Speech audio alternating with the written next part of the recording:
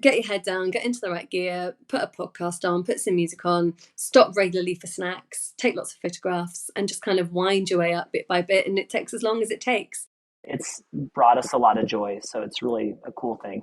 The next morning was when I entered cycling paradise. And it is probably the hardest thing I've ever done on a bike, and I've done quite a few crazy things.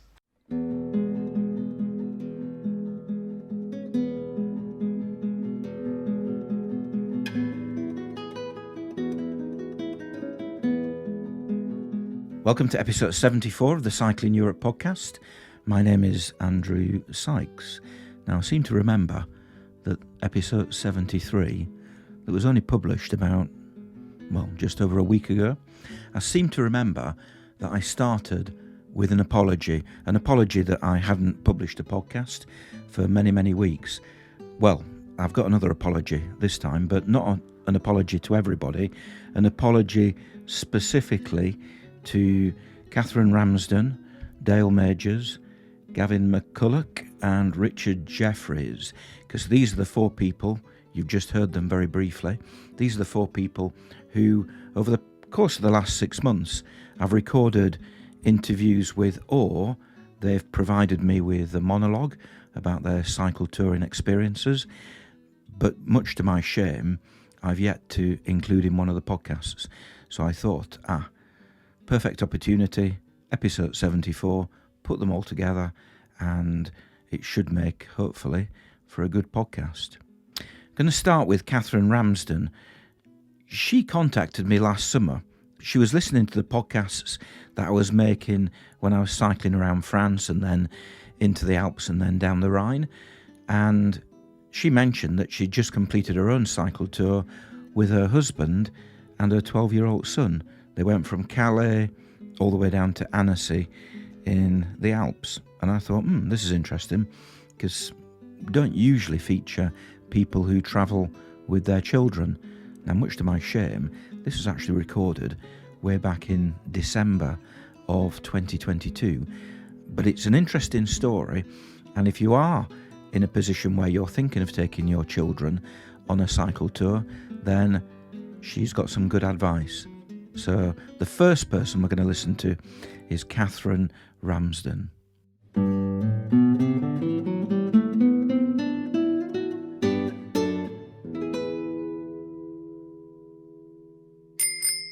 My name is Cathryn Ramsden. I live just outside Marlborough, down in Wiltshire.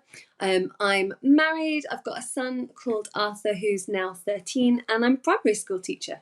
My trip was like two weeks with a bonus week at the end of it. So you were going for much longer and further than we were. But yeah, I was listening to your podcast as I was slogging up some of the hills in the Jura, which are not like massive mountains, but when you don't live anywhere near the mountains, they felt pretty massive at the time.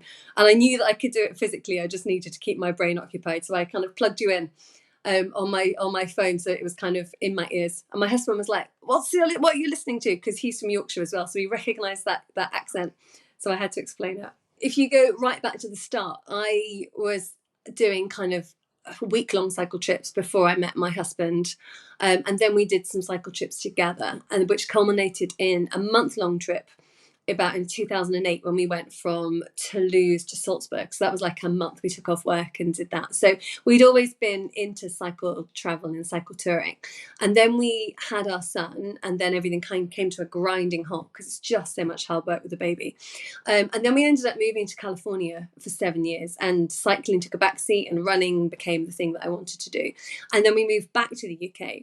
And Arthur had grown up a bit and was like super strong and super sporty. So last year we did the King Alfred Way with him, and he loved that. And this year I thought we might do something a little bit more ambitious. So Annecy is like my favourite place in the entire world. I'd kind of heard about it in advance and thought, yeah, that sounds absolutely perfect. It looks perfect. And then when I actually got there, it must have been just before the pandemic, about 2019, I was just blown away. I mean, it's just perfect. I don't know if you've been, but it's like this mountainous lake, and there's mountains all around it, and the sun glitters on it, and the old town is beautiful, and it's just heaven. I just love it.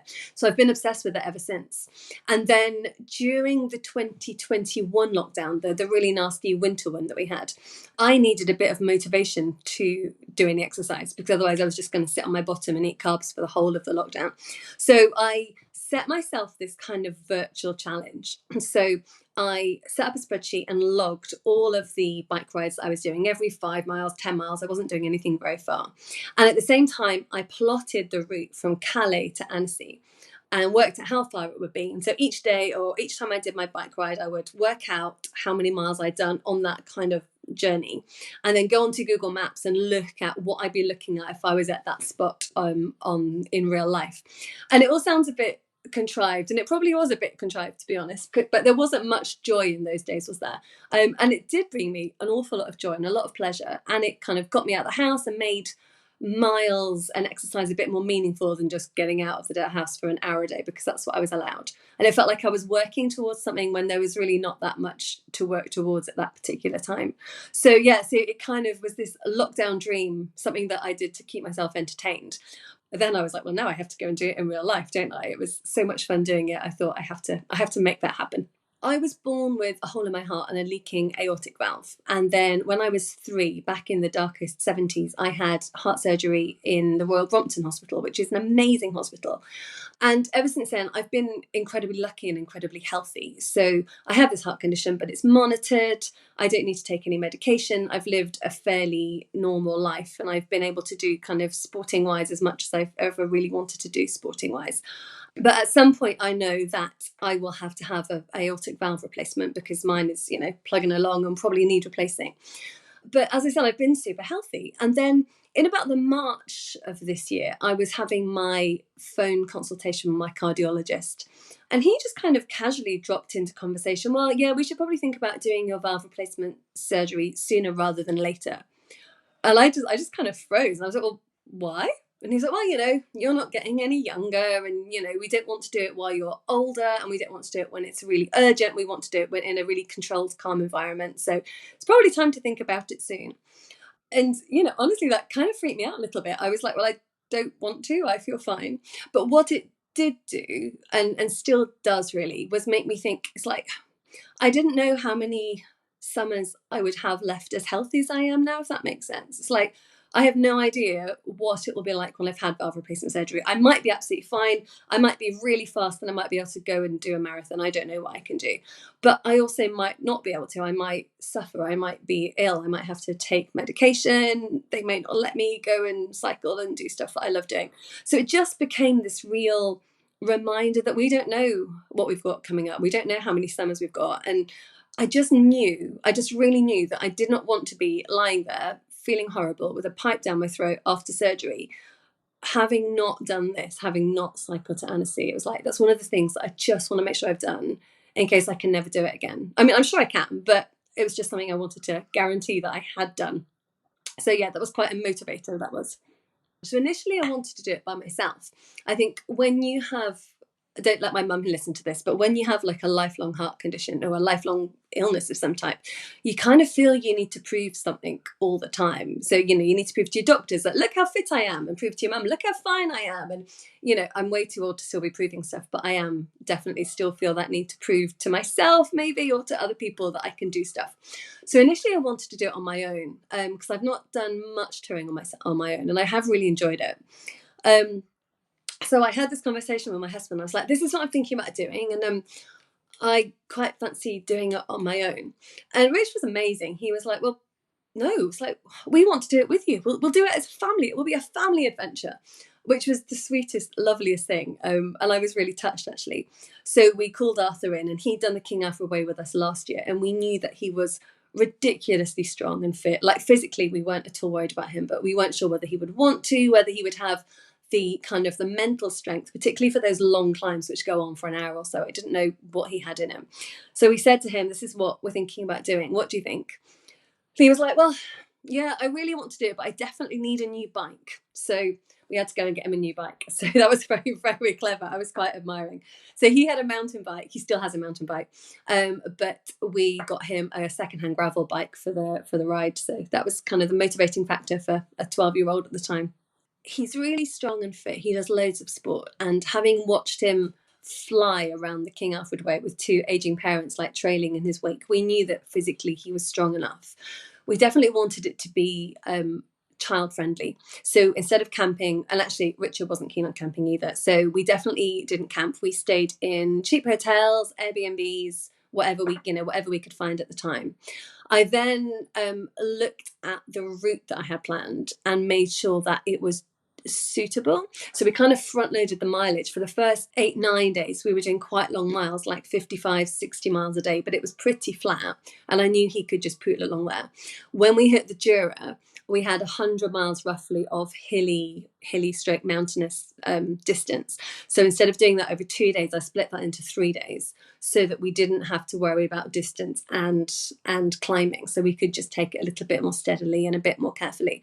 And then we planned rest days every 4 days, which I thought would be suitable for 12-year-olds. But actually it was suitable for 48-year-olds as well. It was really nice just doing 4 days and then having a day off. So that worked out really well. So yeah, I changed the way we did it to make it child friendly, but it actually made it more pleasurable, I think, for the adults as well. We're not trying to prove, we're not trying to go super fast. We're not in a race. We're on holiday, cycling through France, eating baguette. If I'd done it by myself, I probably would have camped. Richard likes camping, but doesn't like cycling all day and then camping. He wants to cycle all day and then have a hot shower and a comfy bed and go to sleep, and that's fine. So no, if I'd taken Rich, no, definitely wouldn't have camped. If it had been just me and Arthur, potentially, yeah, I think he would have been probably up for more of it. But we were honestly very happy to get to a nice little hotel and have a hot shower and a comfy bed every night. It wasn't a hardship at all. Just made it a bit expensive, but it was a one-off really in terms of that level of investment. It was planned to death, which is probably one of my failings, but I enjoy the planning as much as the doing, to be honest. And so I had my route planned out. I had like a rough spreadsheet of which day, where we start, where we finish, how many miles it is, that kind of thing. And then back in March, I got COVID finally.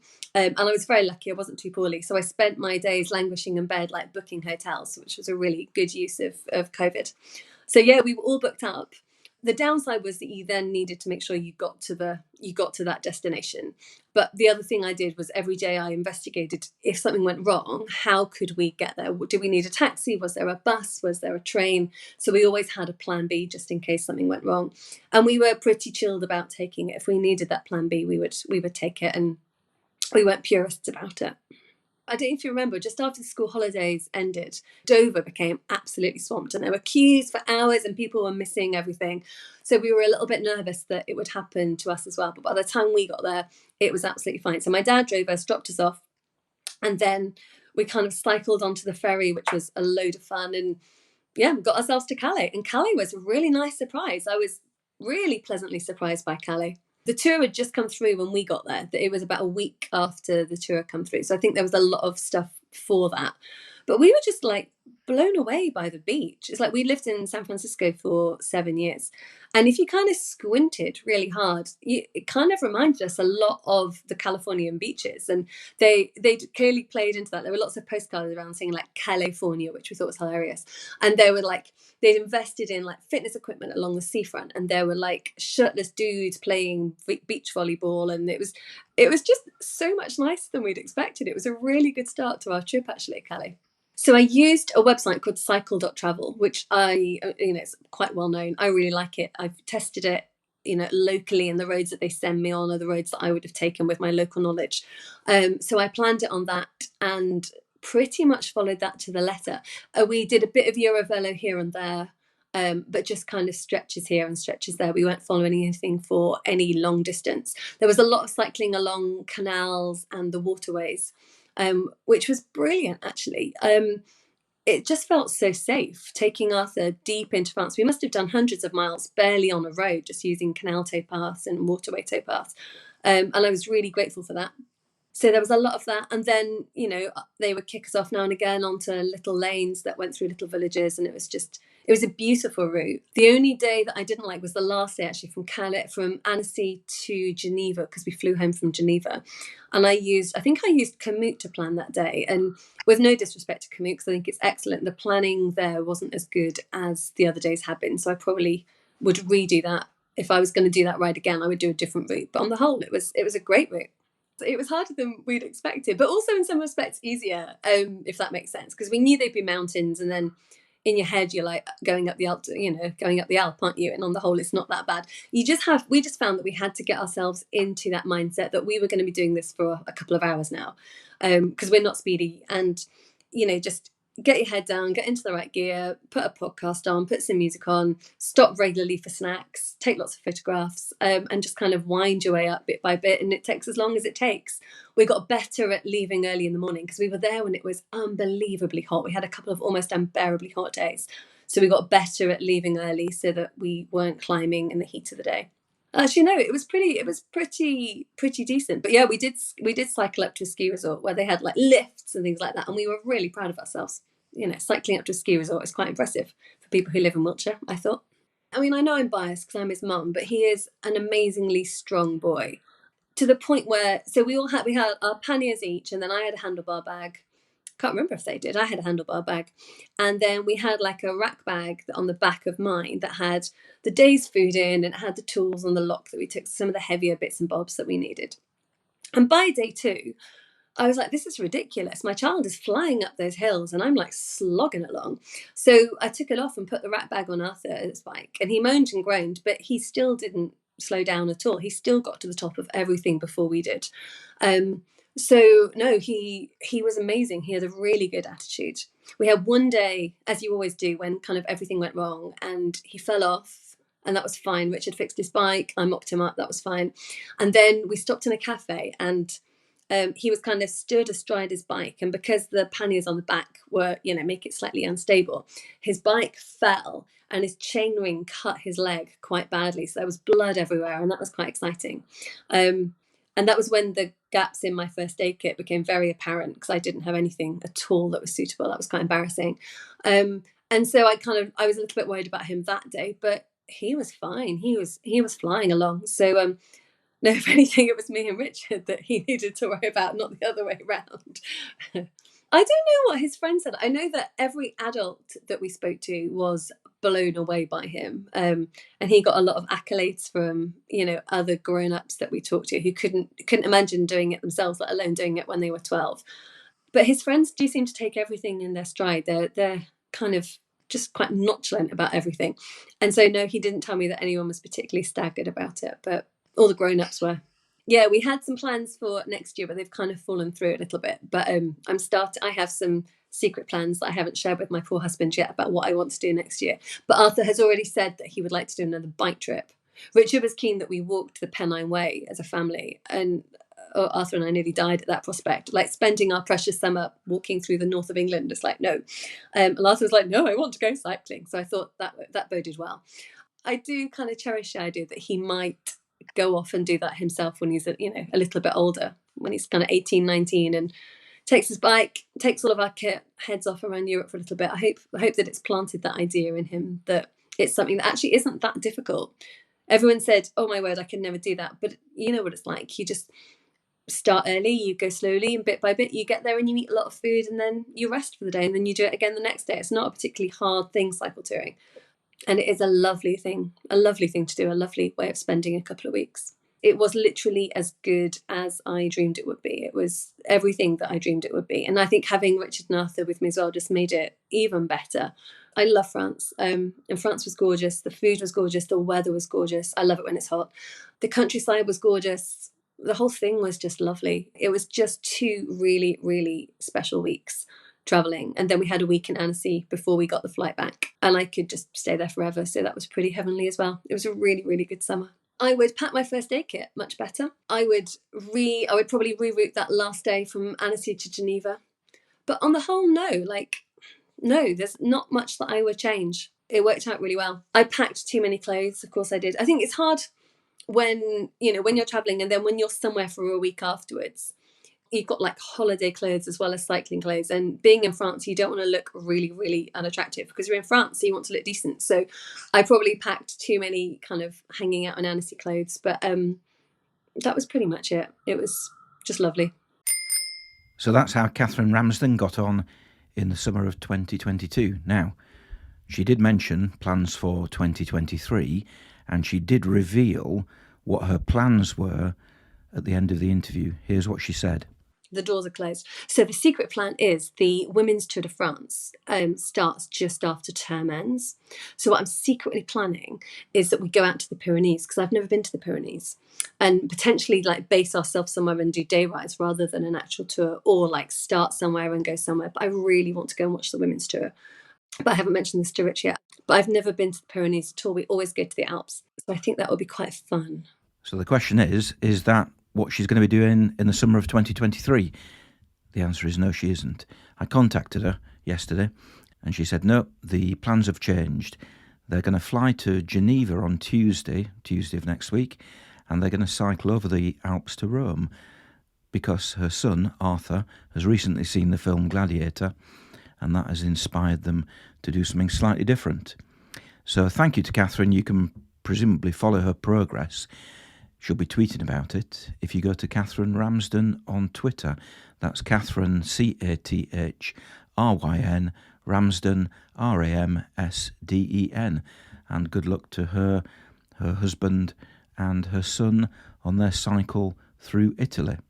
Now, the second person we're going to hear from also recorded at the back end of 2022, so my apologies to the person concerned, is Dale Majors. He lives in Utah in the United States, and he also travels with his family, but he takes the whole thing to a whole new level. He doesn't just have one child and his partner, his wife. He travels with 6 children, and he explained and he talked about the logistics of doing something like that when I spoke to him last year. My name is Dale Majors, and I am a father entrepreneur from Salt Lake City, Utah, and we love bicycle touring with our kids. Right out of high school, my friends and I thought, bike touring is a thing. We can get our tents and pannier bags and go on a quick bike tour. So we took the bus from Salt Lake City to California, Santa Barbara, California, and we rode our bikes about 250 miles down to San Diego. It was amazing. After that, we said, well, hey, let's go to Europe. And we were available. We flew to Amsterdam. And then from Amsterdam, we used a road map. We didn't know about Eurovelo back then, and I don't know where it was in its growth, but we mostly just used street maps. We rode from Amsterdam to Hoek van Holland and over to Harwich. We rode to London, and then we rode down to Dover, went back to Dunkirk, and then we rode to Brussels, and then Paris, and then Geneva, and then Nice, and then down to Barcelona. We took a train to Pamplona, and then we rode from Pamplona to Bragança, Portugal, and down to Porto, Portugal, and then down to Lisbon. We never stayed in a hostel. We wild camped maybe 40 or 50% of the time, and then we stayed in campsites the other half. So we've done the Loire twice. The first time we did it with a 1, 3, and 5-year-old. The second time we did it 2, 4, 6, 8. We flew to Paris both times. One of the times we took our bikes with us. The other time we put them on a boat. We palletized them on a wood pallet, all the boxes, and we sent it on a boat 6 weeks ahead of time. The worst part of all of this is making sure you have all your stuff to send over and then packaging all your stuff to send back. They dropped our bikes off at the campsite in Bois de Boulogne. I've camped several times in Paris, camping near the Eiffel Tower, a beautiful, easy place to camp. And a big truck came and dropped off our bikes there, and we just unpacked them all. We usually unpack our bikes at the airport, and we prepare for the day. The first time we set everything up in the Paris airport, and then we rode out of the airport, which is also kind of terrible because the traffic, we don't know how we're going to do it this time. My wife is a big part of what we do, and logistically, she does more of the prep work. There's so many things with a trip like this, even in the planning, you just have to hope that a lot of the stuff just comes together. In our case, one tent for 8 people. We've never been turned away from a campsite. We've wild camped before too. With food, especially, last summer we rode along the Katy Trail in Missouri, along the Missouri River, 220 miles. We got down to granola and Nutella and a few different heat up meals. We carry a lot of food. We carry extra food for probably 2 days, and we're restocking constantly. Having access to grocery stores along a route is a really important thing for us without having to go too far away. The first 3, do a pretty good job at doing their things, and they all have their own panniers and they pack their own bikes. And out of necessity, we do a pretty good job. But if you asked my wife in a very honest moment, sometimes she would just say, oh, it's chaos. And we don't want to be that family that's crazy and all over the place. So she's pretty sensitive to that. So we sure try to have them, helping in line. And what's good is there's so much to do that they all can kind of chip in. We had a long ride in Pennsylvania along the Great Allegheny Passage Trail last summer, and it was raining, and we were still out in 2 hours. You don't love putting your gear away soaked, but it is what it is, and you have to get over some of those details. When you have so many things going, like some of the preferences that you might have as a solo tourist kind of have to go out the window. I toured with an uncle, and he's like, nope, we're going to dry out the tent. And I'm like, well, good luck, because sometimes you're going to be touring for, a week in the rain. If we hurry, it still takes 2 hours. It's hard. Hopefully we can figure it out to go more quickly. But when you're feeding everybody and having everybody load up their bikes, and it just takes time. Even blowing up and putting away 8 sleeping pads, takes time. There's a whole other level of logistics to get to restaurants on time, to find good food, to not eat kebabs and fries all the time. From a budget standpoint, it makes it possible for us to go and travel for, this summer we should be gone for 3 months. And if we were buying food all the time, the budget would go crazy. We stop at all the castles. We do take a good bit of sightseeing. We stop at every park. We try to ride 60%, 65% of our miles before lunch. And then we have a good lunch break, and then we'll finish it off after. We use the Michelin maps, the Eurovelo 6. I believe they're Michelin. We'll know typically 1-2 days ahead. We always know where we're staying. We plotted out, added up all the mileage the night before. We say, okay, add up all the kilometers. Do we want to go 27 miles tomorrow? Yes, great. That's going to be the campsite. If we feel good and want to do 5 more, then we'll do that. But that'll be the conversation we have the day before. Because we're traveling with kids, we're reminding ourselves all the time, like, what is best for the kids and family collectively, and how many miles should we do. So yeah, we plan every night. Our kids are all young enough to not keep quiet about things for the sake of family harmony. We know how everything's going all the time. And I think a lot of times, to my detriment, I'm more of the fun dad. They're fine talking back to me. My wife is a little more of the order in the home. So they're pretty open about their feelings. All of the ones that are old enough to vocalize and talk about it are excited to go on these trips. Yeah, let's go on a bike tour again. It's amazing looking back. Oh, such an amazing tour. But when you're in it, it's more like, I think they call it type 2 fun. Maybe kind of fun and enjoyable while you're in it, but even more so when you're done.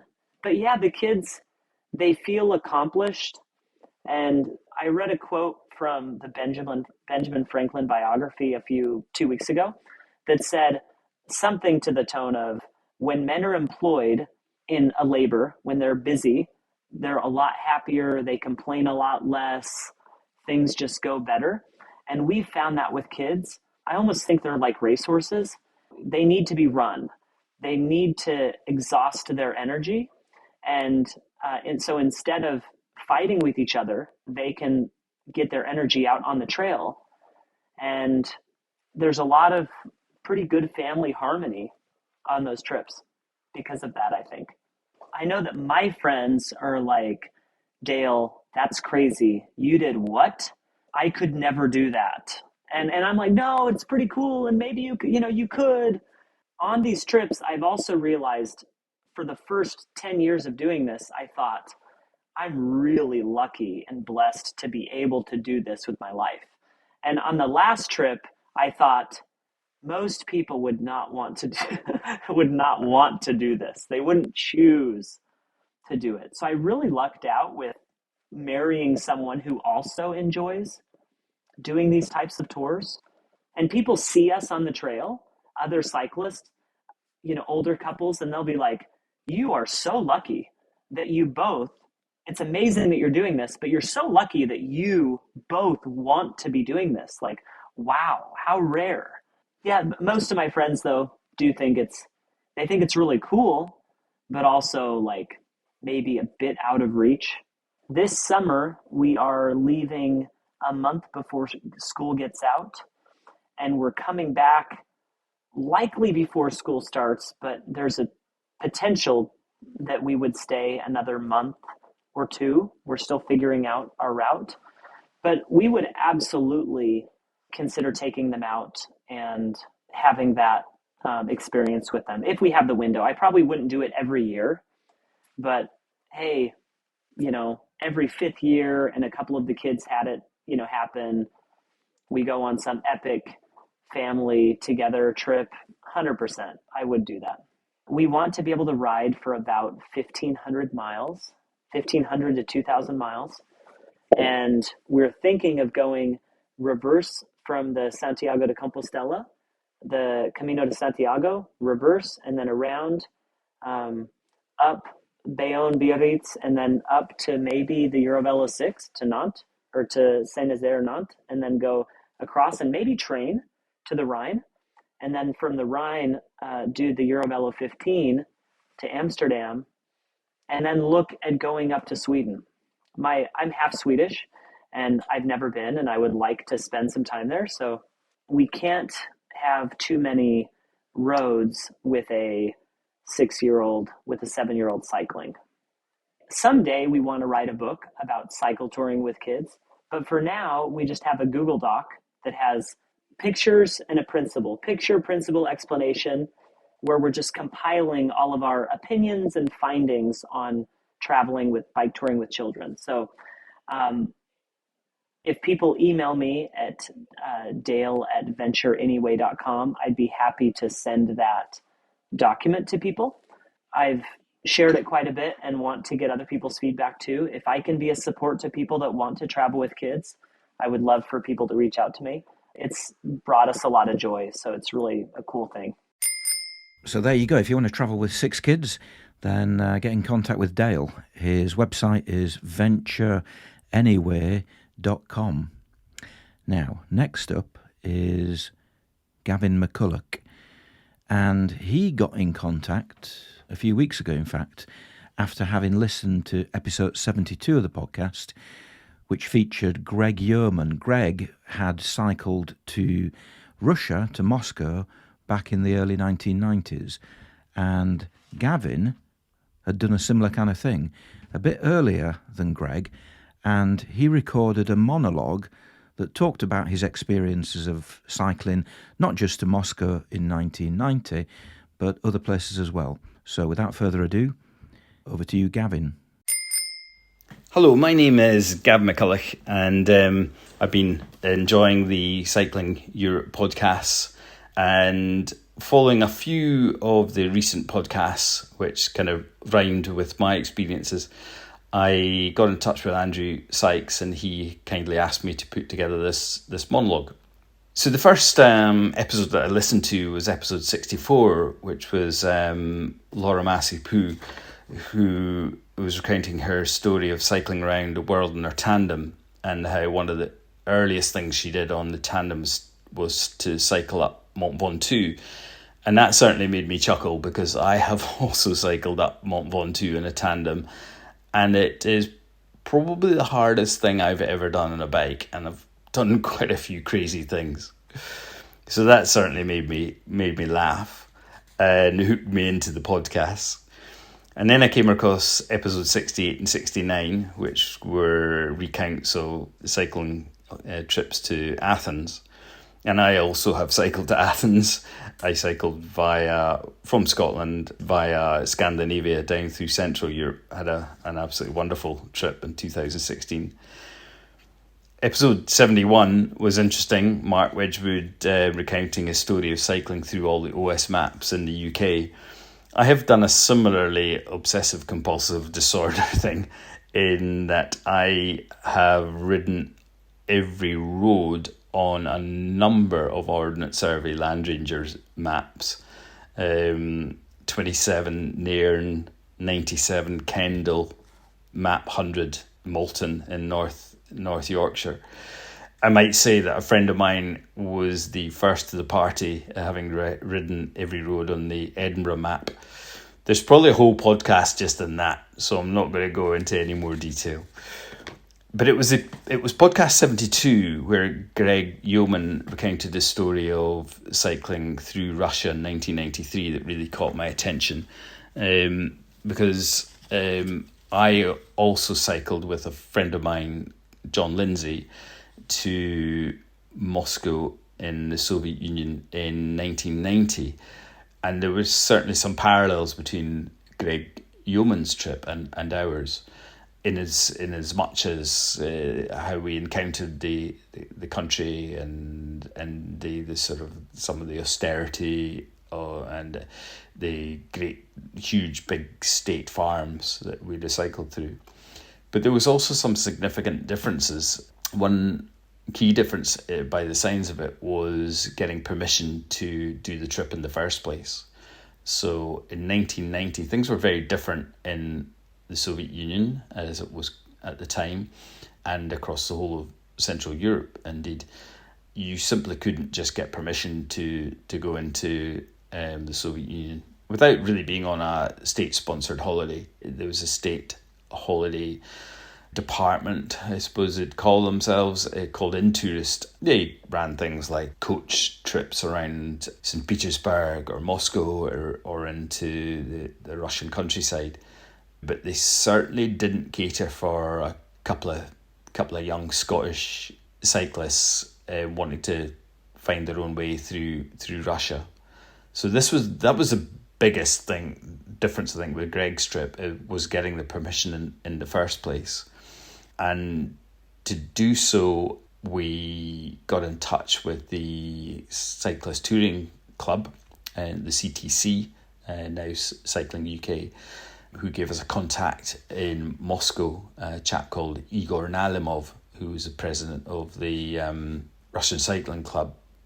And he assisted us in getting permission pretty much by setting up a travel company and making a bespoke trip for us, which allowed us to get a visa. But that whole process took almost 2 years. You know, it involved multiple facsimiles going back and forward, letters going back and forward with all the inevitable delays and letters going missing, translation problems because neither John nor I spoke Russian. But we did finally get the permission. It came through, and that allowed us to plan the rest of the trip. Just to give you a sort of flavour of how things were at the time, the Soviet Union was still communist. That wasn't to change until later in 1991. Poland had gone through its revolutionary process. Communism had fallen in Poland.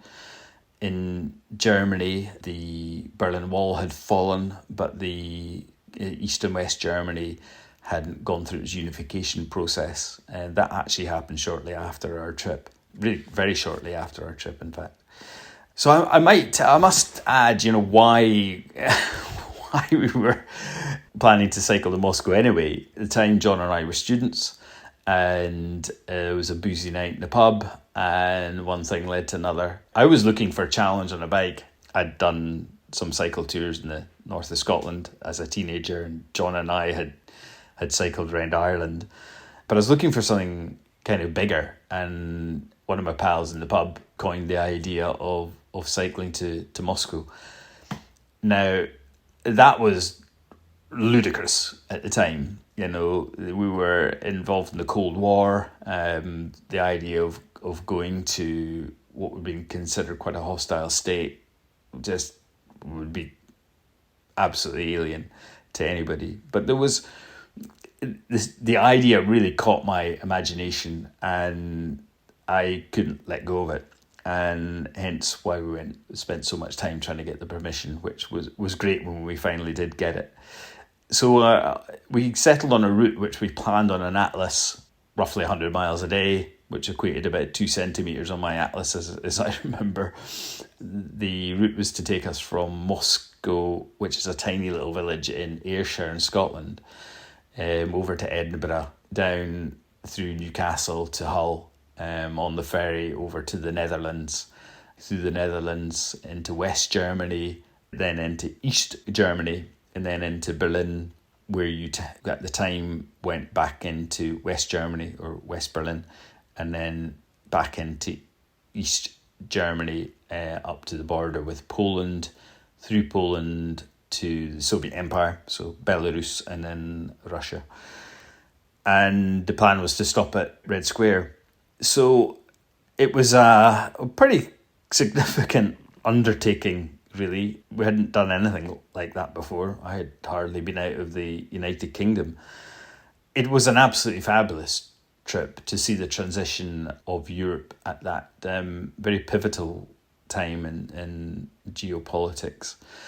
It really came home to us when we left West Germany and entered East Germany, and the roads were absolutely horrific. It was pretty run down. There was a little bit of difficulty getting food at the time. It wasn't too bad. There was a lot worse to come. When we got into Russia, there was great problems getting food at times. You'd go into a supermarket and it would have rows and rows of massive jars of beetroot, for instance, but there may be nothing else. So as part of our visa to get into the Soviet Union, everything had to be pre-organised. So all accommodation was pre-organised, and Igor followed us in his car, or in a car. He was always at quite a discreet distance. We didn't feel like we were being monitored in any other way. It's quite possible we were, but I think because it was a legitimate sort of trip that had been organised, that would have been unlikely, I think, if we had been monitored, but one never really knows. We certainly found the Russian roads to be pretty horrific. Just like Greg, we took military maps, which we hid in our panniers, because we weren't sure quite about how legitimate it would be to have military maps with us. But we did find a pretty smashed up kind of road infrastructure. You know, sometimes it was just kind of mud tracks we found ourselves on. We frequently got lost. But it was absolutely fabulous experience. There was one night we stopped at campings, and I was talking to a Russian chap, a long and interesting conversation we had. And I recall him at the end of the conversation turning around and saying how delighted he was to see us cycling along the main highway up to Moscow from the west, because he considered it as a bond of peace between the West and the East.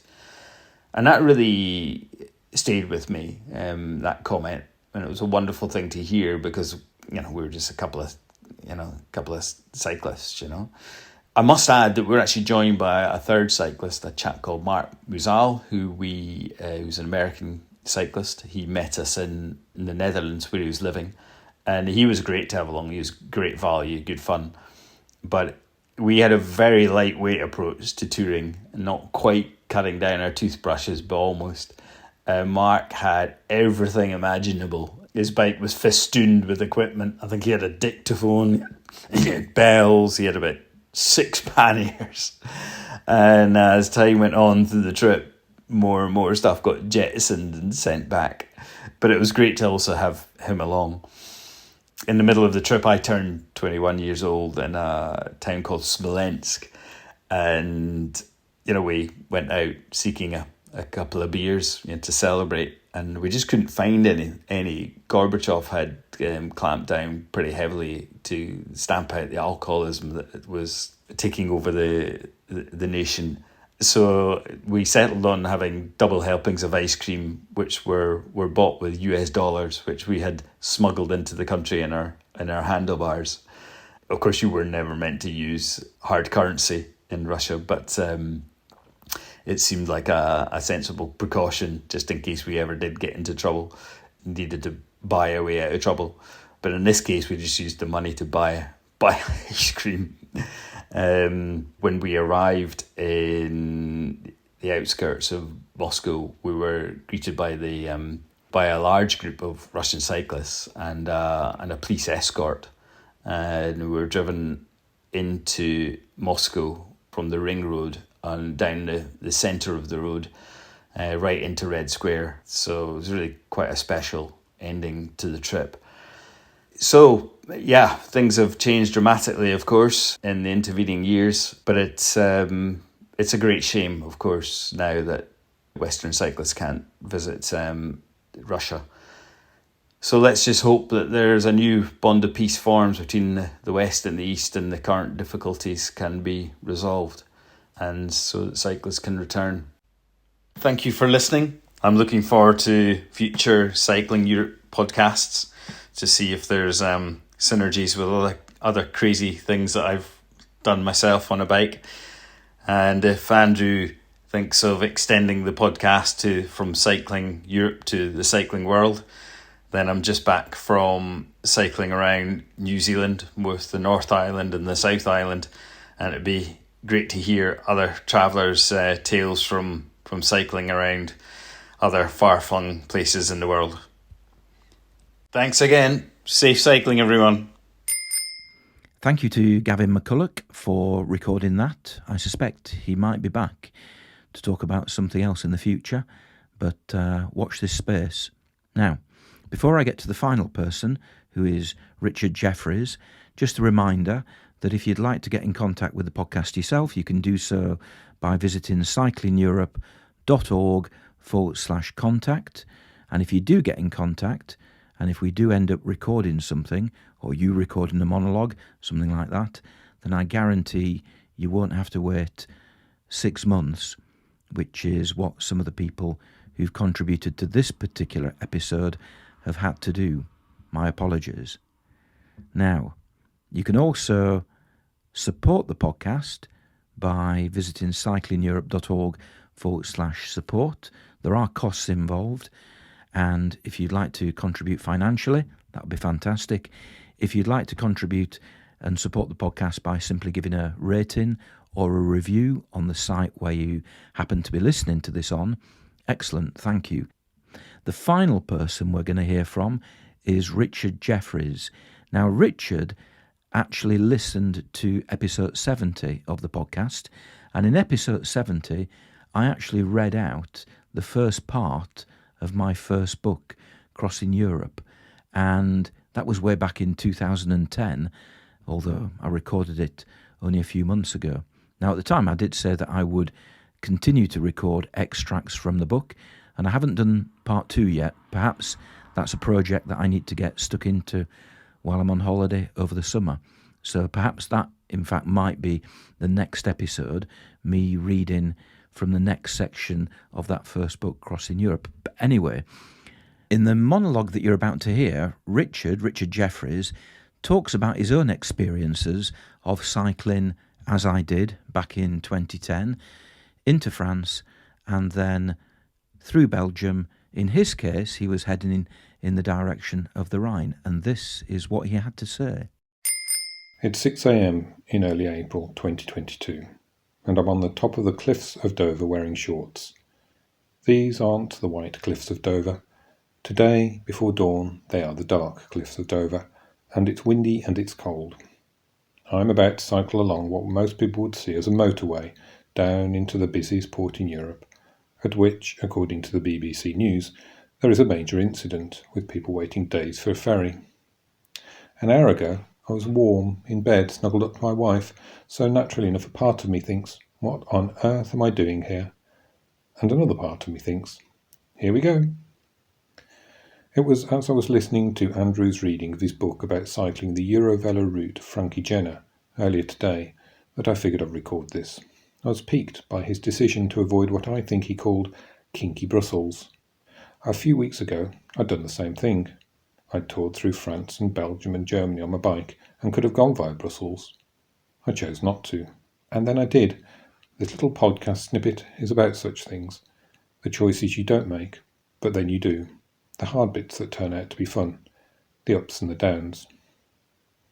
I've learned a lot from cycle touring.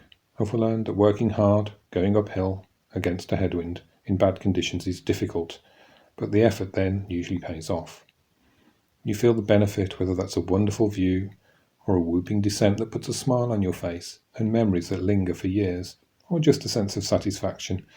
The ups are a bit of a downer, but the downs can definitely pick you up again, a bit like life at times.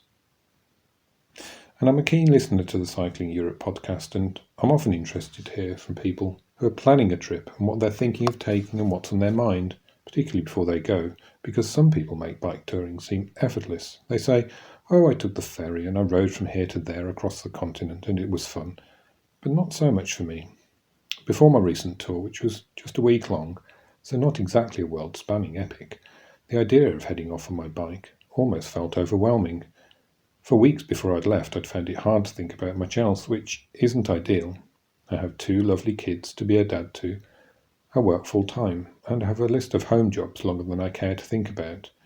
So adding on the hours I needed to sort out my bike, finding all the cycling gear, fishing out all the perished camping kit, failing to book ferries, failing to work out a route, and failing to work out where I'd stay was a lot. It felt like too much. And the night before I left, I remember lying awake and thinking, this is all very stressful. I'm nervous and worried and excited, and I still don't know where I'll be sleeping in 24 hours.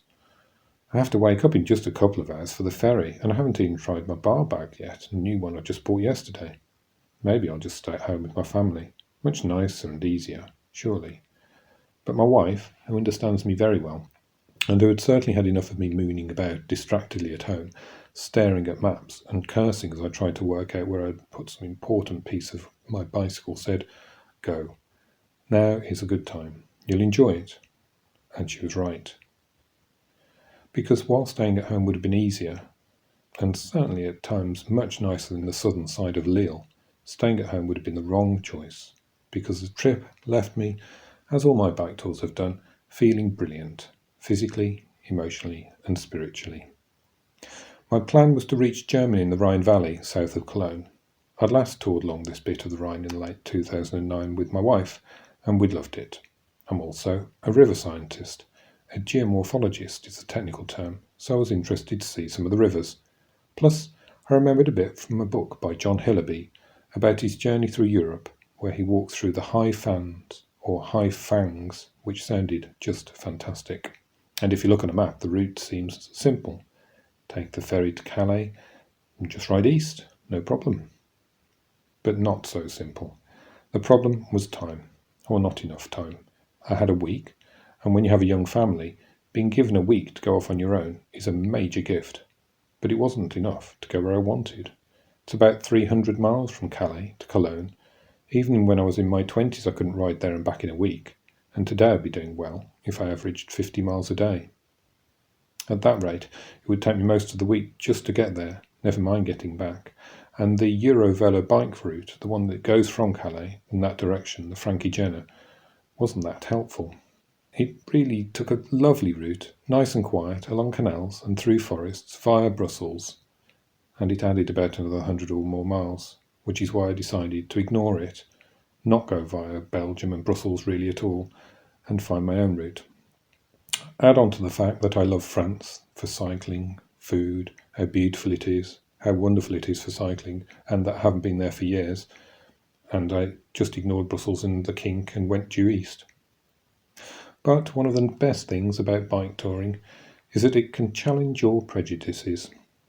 And one prejudice I broke nicely on this trip was my antipathy towards Belgium, because I found that it isn't only home to excellent beer and chocolate, but also to superb bike routes and cheap, bike-friendly trains. So I'm not sure what the Belgian equivalent of a francophile is, but I'm now one of those, whatever it may be. Anyway, that's enough of a preamble. Here's how the trip actually went. The start didn't begin well. Having been dropped off at the dark cliffs of Dover, I had to get down to the port. I freewheeled down the A2, the Jubilee Way, where I was not very jubilant at all. My bike had developed a weird shimmy and the new bar bag tried to jump off the front, and I nearly came a cropper. I stopped to adjust my load, serenaded by roaring lorries, then slowly descended into the port. Here's a tip for all ports. Do what Dover does and paint a red line on the pavement for cyclists to follow. All you have to do is peer at the ground, find the red line, and it leads you like a piece of string, neatly bypassing trucks and coaches and cars and fences and gates and signs, and within 5 minutes I was at the border control, and within 7 minutes I was past that, picking up my ticket and riding to lane 198 for my ferry in the early morning gloaming. Bikes are awesome at queue busting. I must have ridden past dozens of coaches full of sleepy British kids off on skiing trips, and thank you to the person in the VW camper who let me go in front of them at the border crossing post. It was a choppy crossing, and several ashen-faced teenagers stared glumly into space as the boat wallowed up and down, but we were soon docked at Calais, where, despite being the first on the boat, I was the last off, because, for my own safety, the crew assured me, I wasn't allowed to ride out of the port alone. I had to wait for 20 minutes at the end of the boarding ramp. "For a voiture," said the chap who stopped me. I thought I was going to be given a lift out of the port, but no, just an escort van, which had to follow past a mile or two of chain link fence until I was out of the port proper. Never mind what you think of Calais from the news. It's nice. It's a smart, clean city with really rather good cycleways everywhere. And then I realised I was here. I was in France. I was cycling. I was ecstatic. Unlike my previous tours where I'd had to rely mostly on paper maps, I had a smartphone this time, which was sometimes useful, but Google Maps did take me on weird detours along muddy canal towpaths, so I reverted initially to OpenStreetMap's cycle layer, which is generally pretty good. My route took me along canals to St Omer, then along the R cycleway over canals with large barges plying up and down, through villages and towns, and eventually at about 7 p.m. to a gîte I'd booked. Day 2 began inauspiciously. Now I'd expected the shops to be closed on Sunday afternoon in France when I'd arrived, but on the following Monday morning, when I was very hungry, I was disappointed to find that both boulangeries in Trézène were shut. Grumbling about my weird ability to arrive when places were shut, I was saved by that most French of establishments, Lidl. The route south of Lille was horrible, with Google Maps again sending me astray, so I reverted to paper maps and my brain, which frankly worked a lot better.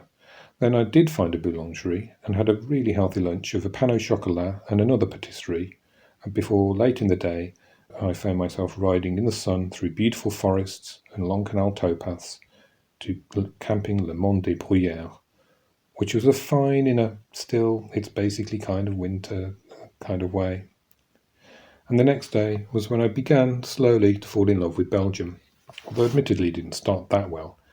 I'd swooped away from the frosty campsite at around 9 a.m, aiming for the 10:30 train in Belgium just over the border, and it was an excellent start right up until I realised I'd left my battery pack charging at the campsite. I whizzed backwards for 15 minutes and then retraced my steps and arrived at the train station in Belgium just in time to watch the train pull out. And this is where I found that Belgian trains are cheap, at least compared to the UK. I was going for a 3-hour train journey, about 200 kilometres, into a principal city, and my ticket cost €24, and that included the bike. Late afternoon, I ended up in Liège train station, which incidentally is beautiful, a kaleidoscopic rainbow of coloured panels glowing in the late afternoon sun, and by tea time I was in Eupen and began riding up into the High Fan. This was superb. A tarmac cycle route with 0 cars, reasonable gradient, good signage, excellent scenery, peaceful forests. The only downside was the 400-metre climb over 2.5 hours before I reached Gehalterberg and my hotel, where again I discovered that the restaurant and every other eatery in the village was shut, although I did manage to blag a pizza from the closed pizzeria. The next morning was when I entered cycling paradise. Kaltenherberg not only has an amazing mini-market, with a machine where you could buy a glass of chilled local white wine, and an excellent bakery, but outside the tourist office it even had a vending machine for bike inner tubes. And then I was onto a network of perfectly signed bike tracks, through beautiful sunlit forests, across burbling streams and through meadows, past picnic benches and lakes. It was stunning. Such was the next scenery for the next day or so. Peaceful off-road cycle tracks, well signed, with handy conditorei, that's a German bakery if you don't know, in most towns. Perfect cycling territory. The route took me through increasingly narrow valleys surrounded by tall mountains, past the rivers I'd come to see, until I finally reached the Rhine, which makes for fabulous riding, with boats, castles, and all sorts of interesting things to see as you gently mooch downstream. I'd only had an hour or two here, but it was still worth the journey. Much of the return journey was less eventful, as by then I was hastening homewards. I'd had an overnight in a place called Euskirchen, which was just a convenient town to stop in, but then climbed up again through the increasingly beautiful hills across the High Fans or Hoven back to Eupen, where I stayed at a friendly campsite called Montragon, run by a Dutch family who'd just taken over, and in classic friendly Dutch style had a dozen or more friends renovating the place. They invited me for dinner. Thanks, guys. It was the next day that I again marvelled at Belgium. A walk-up fare from one side of to the other of an entire country, going via the capital, Brussels, without changing trains and with a bike, cost me just €28. It took 3 hours, and when I disembarked in Ostend, the smell of the sea was lovely. The route from Ostend to Dunkirk was a bit of a dash, as I wanted to get the ferry later that same day, so I whizzed along the promenade, scattering small children in my wake, and getting slightly waylaid near the French-Belgian border when Google Maps again tried to send me along several kilometres of beach. But I just made it, tired and happy, to the 4 p.m. ferry home. And I honestly marvel at this final day. I went from one side of the Belgium to the other, then managed to ride along about 45 miles of coastline, and got a ferry in a single day, spending a grand total of about £30.